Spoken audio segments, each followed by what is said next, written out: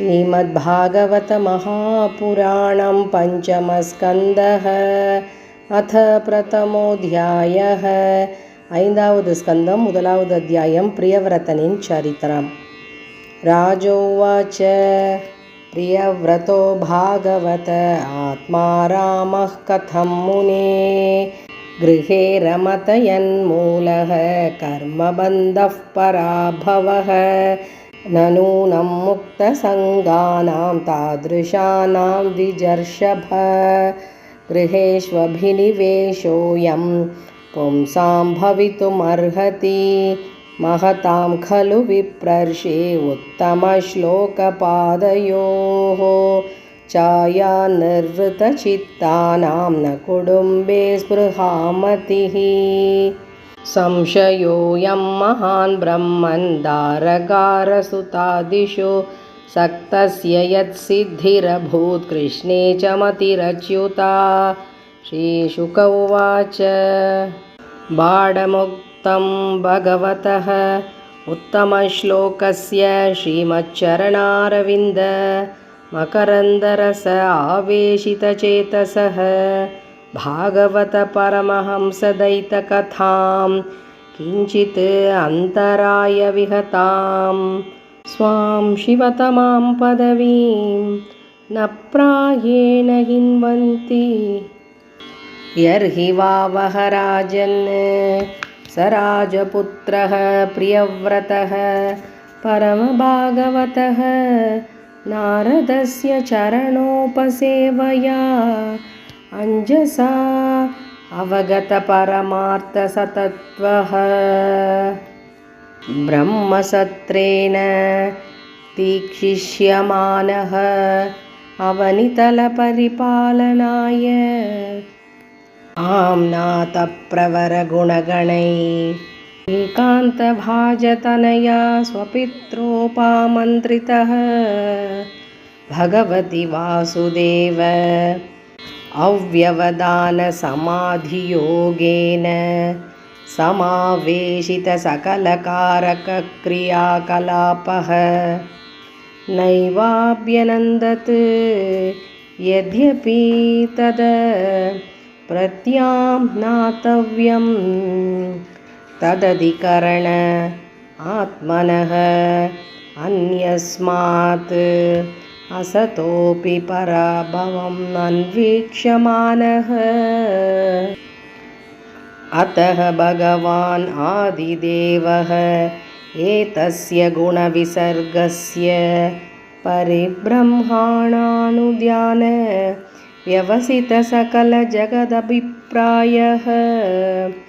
आत्मयोनिः अखिलनिगमनिजगणपरिवेष्टितः स्वभवननाथ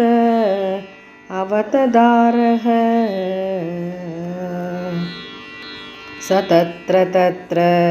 गगनतल उडुपतिरिव विमानावलिभिः अनुपदम् अमरपरिवृटैः अभिपूज्यमानः पतिपति च वरूथशः सिद्धगन्धर्वसाध्यचारणमुनिगणैः उपगीह्यमानः गन्धमादनद्रोणीम् अवभासयन् उपससर्पः तत्र हवायेनं देवर्षिः हंसयानेन पितरं भगवन्तं हिरण्यगर्भम् उपलभमानः सहसैवोत्थाय अर्हणेन सह पिता पुत्राभ्याम् अवहिताञ्जलिः उपतस्थे भगवानपि भारतः तदुपनीतार्हणः सूक्तवाकेन अतितरामुदित गुणगणावतारसुजयः प्रियव्रतम् आदिपुरुषस्तं सदयः सावलोकयति होवाच। श्रीभगवानुवाच निबोधता तेदमृतं ब्रवीमि आसूयितुं देवम् अर्हसि अप्रमेयम् वयं भवस्ते ततयेष महर्षेर्वहाम सर्वे विवशायस्य दिष्टं न तस्य कश्चित् तपसा विद्यया वा न योगवीर्येण मनीषया वा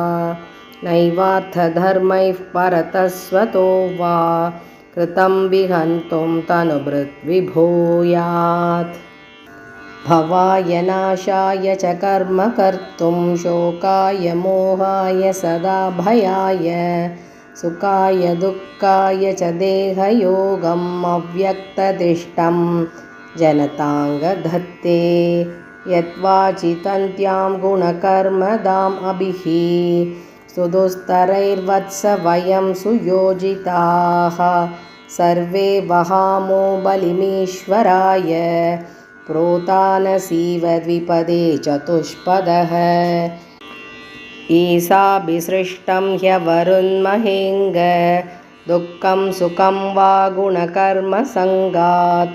आस्ताय तत्तद्यदयुङ्क्तनाथश्चक्षुष्मतान्धा इव नीयमानाः मुक्तोऽपि तावद्बिब्रूयात् स्वदेहम्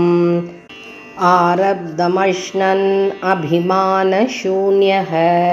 यथानुभूतं प्रतियातनिद्रः किं त्वन्यदेहाय गुणान्न वृङ्क्ते भयं प्रमत्तस्य वनेष्वपि स्यात् यतः स आस्ते सह षट्सपत्नः जितेन्द्रियस्यात्मरतेर्बुधस्य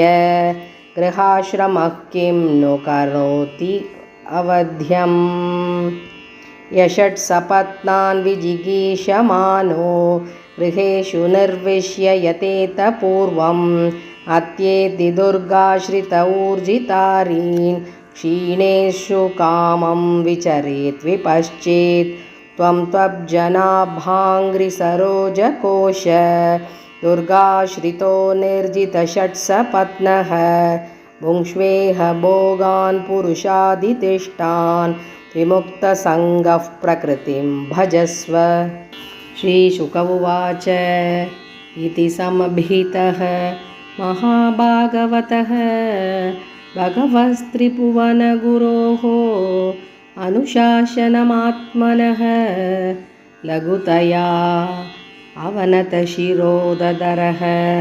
भाडमिति सुबहुमानम् उवाह भगवानपि मनुनाय तावत् उपकल्पितापचितिः प्रियव्रतनारदयोः अविषमम् अभिसमीक्ष्यमानयोः आत्मसम् अवस्थानम् अवाङ्मनसं क्षयम् अव्यवहृतं प्रवर्तयन्नगमत् मनुरपि परेणैवं प्रतिसन्धितमनोरथः सुरर्षिवरानुमतेन आत्मजमखिलधरामण्डलस्थितिगुप्तय आस्थाप्य स्वयमतिविषम विषयविषजलाशयाशाया उपरराम इति हवावस जगतीपतिः ईश्वरेच्छया अधिनिवेशित कर्माधिकारः अखिलजगद्बन्धध्वंसनपरानुभावस्य भगवत आदिपुरुषस्य अङ्घ्रियुगळ अनवरद ध्यानानुभावेन परिरन्दितकषायाशयो वदातोऽपि मानवर्धनः महतां महीतलम् अनुशशासः अध च दुहितरं प्रजापतेः विश्वकर्मण उपैमे बर्हिष्मतीं नाम तस्यामुहवाव आत्मजाना आत्मसमानशीलगुणकर्मरूप वीर्यः उदारान् दश भावयां बभूव कण्याञ्च यवीयसीम् ऊर्जस्वतीं नाम आग्नेत्रेत्मजिह्व यज्ञबाहु महावीरहिरण्यरेतः अकृतपृष्ठ सवनमेधादिति वीतिहोत्रकवयः इति सर्व एवाग्निनामानः एतेषां कविः महावीरः सवनः इति त्रयः आसन् ऊर्ध्वरेतसः ते आत्मविद्ययाम् अर्भभावादारभ्य कृतपरिचयाः पारमहंस्यमेवाश्रमम् अभजन् तस्मिन्नु हवा उपशमशीलाः परमर्षयः सकलजीवनिकायावासस्य भगवतोः वासुदेवस्य भीतानां शरणभूतस्य श्रीमच्चरणारविन्द अविरतस्मरण अविगलितपरमभक्तियोगानुभावेन परिभावितः अन्तर्हृदयाधिगते भगवति सर्वेषां भूतानाम् आत्मभूते प्रत्यगात्मन्येव आत्मनस्तादात्म्यम् अविशेषेण समीयुः अन्यस्यामपि जायायां त्रयः पुत्राः आसन् उत्तमस्तामसो रैवतः इति मन्वन्तरातिपदयः एवम् उपशमायनेषु स्वतनयेषु अथ जगतीपतिः जगतीमर्बुधानि 11 परिवत्सराणाम् अव्याहता किल पुरुषकारसार संवृततोर्दण्ड युगलपीडितमौर्वी गुणस्तनित विरमितधर्मप्रतिपक्षो बर्हिष्मत्याश्च अनुदिनमेदमानम् अप्रमोदप्रसरणयौक्षिण्यव्रीडाप्रमुषित हासावलोकरुचिरक्ष्वेल्यादिभिः पराभूयमानविवेकैव अवबुध्यमानैव महामना बुभुजे यावदवभासयति सुरगिरिम् अणुपरिक्रामन् भगवानादित्यः वसुधादलम् अर्धेनैव प्रतपति अर्धेनावच्छादयति तदा हि भगवत् उपासनोपचित् आदिपुरुषप्रभावस्तदनभिनन्दन् समजवेन रथेन ज्योतिर्मयेन रजनीम् अपि दिनं करिष्यामीति सप्तकृत्वस्तरणिमनुपर्यग्रामत् द्वितीयैव पदङ्गः एवाऊह तत्र चरणनेमि कृतपरिकातास्ते सप्त सिन्धवासन् यत एव कृताः सप्त भुवो द्वीपाः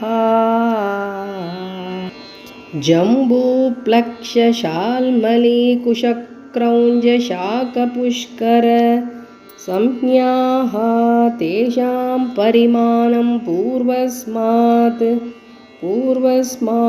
उत्तर उत्तरः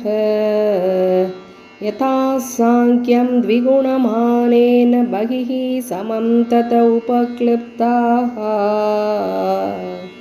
क्षारोदः इक्षुरसोद सुरोद ऋतोत क्षीरोदधिमण्डोत शुद्धोताः सप्तजलदयः सप्तद्वीपपरिका इव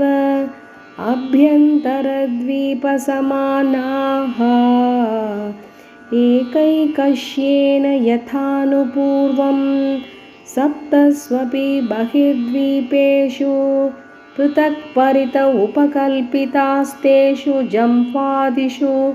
बर्हिष्मतीपतिः अनुव्रतान् आत्मज आग्निद्र इत्मजिह्वयज्ञबाहो हिरण्यरेतः कृतपृष्ठमेधादिति वीतिहोत्रसंज्ञान् यथा संख्येन एकैकस्मिन्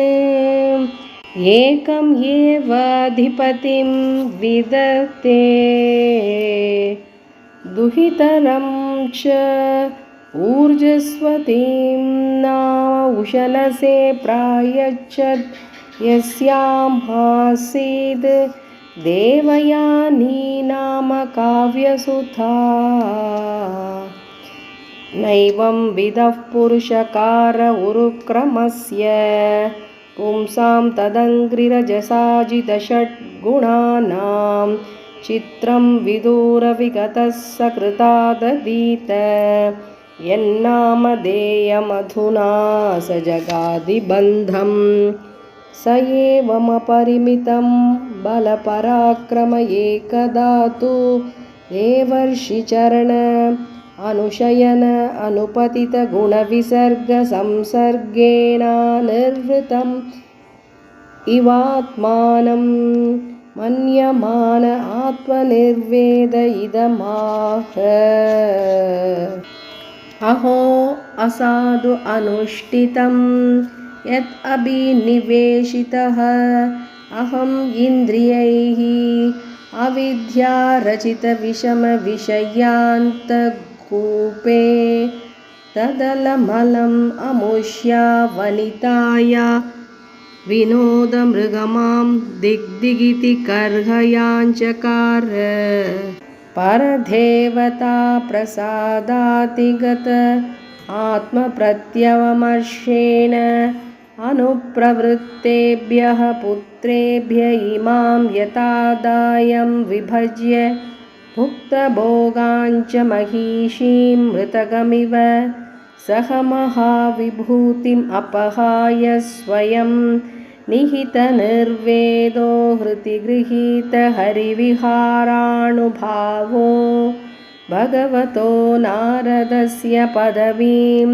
पुनरेव अनुससार तस्य हवायेते श्लोका प्रियव्रतकृतं कर्म को नु कुर्यात् विनेश्वरं यो नेमिनिम्नैर्करोच्छायां घ्नन् सप्तवारिदीन् भूसंस्थानं कृतं येन सरेद्गिरिवनादिभिः सीमा च भूतनिर्वृत्यै द्वीपे द्वीपे विभागशः भौमं दिव्यं मानुषं च महित्वं कर्मयोगजं यश्चक्रे निरयौपं यं पुरुषानुजनप्रियः इति श्रीमद्भागवते महापुराणे पारमहंस्यां संहितायां पञ्चमस्कन्धे प्रियव्रतविजये प्रथमोऽध्यायः गोपिका जीवनस्मरणं गोविन्द गोविन्द हरे नमः हरे नमः हरे नमः गोपिका जीवनस्मरणं गोविन्द गोविन्द